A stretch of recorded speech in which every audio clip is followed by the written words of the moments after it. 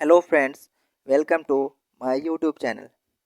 पिछले वीडियो में मैंने कल्कि पुराण का अध्याय 3 सुनाया था आपको। तो आज हम अध्याय 4 सुनाने जा रहे हैं। तो चलिए सुनाते हैं। सूत जी बोले, इसके उपरांत धर्ममय कल्कि जी के सभा के मध्य में सूर्य की भांति विराजमान होकर विशाखपुर राज्य से ब्राह्मणों की प्रिय धर्म कथा को कहने लगे। कल्कि जी ने कहा, कालांतर में ब्रह्मांड का नाश होगा। प्रलय होने पर सभी पदार्थ मुझ में समा जाएंगे। सृष्टि के पहले मैं ही वर्तमान था और कुछ नहीं था। यह मेरी ही सृष्टि है। समस्त संसार की सुप्त अवस्था अद्वैत अवस्था रूपी महारात्रि का अंत होने पर विराट का मेरे साथ क्रीड़ा करने के लिए आविर्भाव हुआ। जो प्रभु अर्थात जगत का नियंता है। उस विराट मूर्ति के सहस्र सिर थे, सहस्र नेत्र, सहस्र चरण थे। उस मूर्ति के अंग से ब्रह्मा जी हुए, जिनके मुख से वेद उत्पन्न हुए। उन ब्रह्म उपाधि धारण करने वाले सर्वज्ञ पुरुष ने मेरे वेद वाक्य से बांधे हुए जीव उपाधिधारी मेरे अंश और माया के अंश को मिलाकर इस जीव जगत को उत्पन्न किया। इस प्रकार मनु आदि प्रजापति भगवान के सहित देवतागण की उत्पत्ति हुई। उन ब्रह्मा ने हमारे ही अंश से सत्व रज तथा तम इन तीनों गुणों वाली माया द्वारा अनेक प्रकार की उपाधि धारण कर इस लोक में देवता, मानव, जड़ और चेतन उपाधि वाली सृष्टि पैदा की।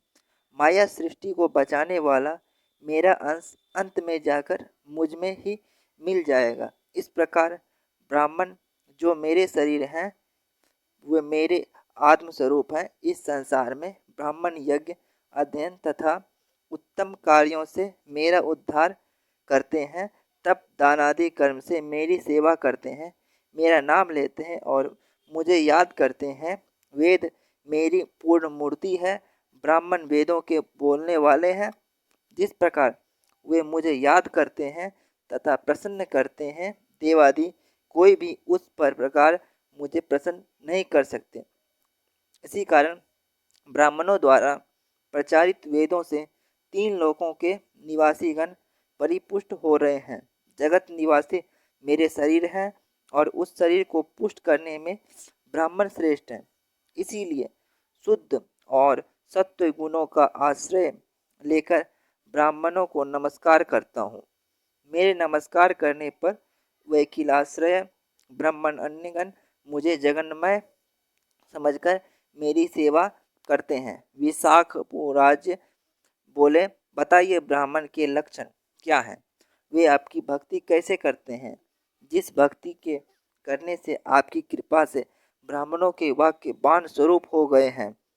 भगवान कल्कि ने बताया, वेद मुझे अव्यक्त की अभिव्यक्ति रूप ईश्वर कहते हैं। ये वेद ब्राह्मणों के मुख में स्थित होकर विविध धर्मों के रूप में प्रकट होते हैं। ब्राह्मणों का जो धर्म है वही धर्म यानी उनका धार्मिक आचरण ही मेरी सबसे बड़ी भक्ति है। उस भक्ति से प्रसन्न होकर मैं श्री के युग में पैदा होता हूँ। बुद्धिमान लोग कहते हैं कि सधवा के द्वारा बनाए गए सूत को तिगुना कर उसके बाद उस तिगने सूत को फिर तिगुना करने से यज्ञोपवीत बन जाता है। उस सूत को 3 फेरा करके वेद प्रवर की संख्या के अनुसार उसमें गांठ लगाकर गर्दन से नाभि के बीच पीठ के अर्ध भाग के बराबर का यज्ञोपवीत यजुर्वेद ब्राह्मणों के लिए निहित है। सामवेदियों का यज्ञोपवीत गर्दन से नाभियत का होता है। यह बाएं कंधे से धारण किया जाता है। यह यज्ञोपवीत धारण करने वाले को बल प्रदान करता है। इसके अतिरिक्त ब्राह्मण मिट्टी, राख, चंदनादि से तिलक धारण करें और मस्तक में बालों तथा धर्म कर्म के अंग के रूप में उज्जवल त्रिपुर लगाएं। पुंग 1 अंगुल के बराबर चौड़े प्रमाण को कहते हैं। उसी को त्रिगुना करके त्रिपुर हुआ। त्रिपुर में ब्रह्मा, विष्णु तथा महेश जी का वास है। त्रिपुर के दर्शन करने से पाप का नाश होता है। ब्राह्मणों के साथ हाथ में स्वर्ग और श्रीहरि उसकी वाणी में वेद, शरीर में तीर्थ और राग तथा नारियों में त्रिगुणों वाली प्रकृति है। ब्राह्मणों के कंठ स्थान में सावित्री है, हृदय में साक्षात ब्रह्म, वक्षस्थल के बीच धर्म और पीठ पर अधर्म का वास होता है। हे राजन, ब्राह्मण पृथ्वी के देवता हैं, उत्तम वचनों के द्वारा पूजा तथा वंदना के योग्य हैं।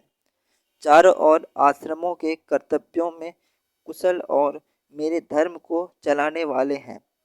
ब्राह्मणों के बालक भी ज्ञान और तप में बड़े तथा मुझे प्रिय हैं। उन्हीं के वचनों का पालन करने के लिए मैं अवतार लेता हूँ। ब्राह्मणों के महाभाग्य का वर्णन, जो इस प्रकार के पापों का नाश करने वाला है और कली के दोषों को दूर करने वाला है, सुनने से प्राणी सब प्रकार के भय से छूट जाते हैं। कल्कि जी के कली के दोषों को नाश करने वाले वचन सुनकर शुद्ध हृदय वैष्णवियों को सिरमौर विशाखयूप उनको प्रणाम करके चले गए। राजा के चले जाने पर शिवदत्त बुद्धिमान सुख इधर उधर घूमकर संध्या के समय कल्कि जी के समक्ष पहुंचकर उनकी स्तुति कर उनके सामने खड़ा हुआ। स्तुति करने वाले उस सुख से कल्कि जी ने मुस्कुराकर स्वागत करते हुए कहा, आप किस देश के शुभागमन हुआ है, वहाँ आपने क्या खाया? सुख ने कहा, हे देव, मुझसे एक कौतूहल भरी बात सुनिए। मैं समुद्र के बीच स्थित सिंहल नामक द्वीप गया था। सिंहल द्वीप में जैसी घटना घटी उसकी विचित्रता सुनने में मधुर है। ब्रह्मदत्त राजा की कन्या का चरित्र अमृत के समान उत्तम है। सिंहल द्वीप के राजा ब्रह्मदत्त की रानी कौमुदी के गर्भ से इस कन्या ने जन्म लिया है। चारों वर्ण अर्थात ब्राह्मण, क्षत्रिय, वैश्य और शूद्र जिस सिंहल द्वीप में निवास करते हैं, उसमें उत्पन्न कन्या का चरित्र सुनने से संसार के सारे पाप नष्ट हो जाते हैं। महल, अटारी, मकान, पुर आदि से वह द्वीप शोभायमान है। रत्नों और स्फटिक मणि की कुंडी आदि लगी है तथा वह स्वर्णमयी लता से शोभायमान है। उत्तम वेश वाली पद्मिनी नारियां वहाँ पर विराजती है। जल से भरे तालाब के तट पर सारस तथा हंस आदि पक्षी किल्लोल कर रहे हैं। सिंहल द्वीप तरह तरह के कमल लता के समूह वन उपवन से शोभायमान है और उन कमल, कलार, कुंद आदि फूलों पर भौरों के रंग प्रसंग से रमणीय हो प्रतीत हो रहा है।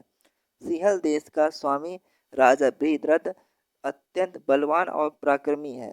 उस राजा की प्रशंसा योग पद्मावती नाम की यशस्विनी कन्या है। कामदेव को मोहित करने वाली उत्तम चरित्र वाले सुंदर सुगठिता त्रिभुवन में दुर्लभ, संसार में अतुलनीय वह कन्या चित्र में निर्मित जैसी है। जिस प्रकार पार्वती जी शिव जी की सेवा में लगी रहती है, उसी प्रकार अच्छी सम्मिति वाली पूजनीय पद्मावती भी सखी तथा कन्याओं के साथ जप और ध्यान में लगी रहती है। उस श्रेष्ठ मुख वाले पद्मावती के रूप में विष्णु भगवान की प्रिय लक्ष्मी जी को पृथ्वी पर अवतरित हुआ जानकर साक्षात महादेव जी पार्वती सहित प्रसन्नता पूर्वक प्रकट हुए। वह कन्या वर देने वाले शिव जी को पार्वती के साथ देखकर लज्जा से नीचा सिर किए वे कुछ भी ना बोली और उनके सामने खड़ी रही। तब महादेव जी ने उनसे कहा, हे सुभगे, तुम्हारे पति नारायण हर्षपूर्वक तुम्हारा पानी ग्रहण करेंगे। अन्य कोई राजकुमार तुम्हारे साथ विवाह करने योग्य नहीं है। जो मनुष्य संसार में तुमको वासना की दृष्टि से देखेगा, वे उसी समय अपनी उम्र के अनुकूल नारी बन जाएंगे। देवता, राक्षस, नाग, गंधर्व, चारण आदि जो कोई भी तुम्हारे साथ रमन करने की इच्छा करेगा, वह तत्काल निश्चय ही स्त्री हो जाएगा। नारायण को छोड़कर और कोई तुम्हारे साथ पानी ग्रहण की इच्छा करेगा, उसकी ऐसी ही दशा होगी। तुम तप को छोड़कर अपने घर जाओ और भोग के योग्य अपना उत्तम शरीर बनाओ। हे विष्णु की पत्नी कमले, दुख मत करो, मन के मैल को दूर करो। इस प्रकार भगवान शिव जी से पद्मावती को वर देकर अंतर्धान हो गए। महादेव जी के मनोवांछित वरदान का वचन सुनकर प्रफुल्ल मुख हुई और पद्मावती महादेव जी को प्रणाम कर अपने पितृ गृह को चली गई। तो ये कहानी यहीं पे समाप्त होती है। Thanks for watching my videos.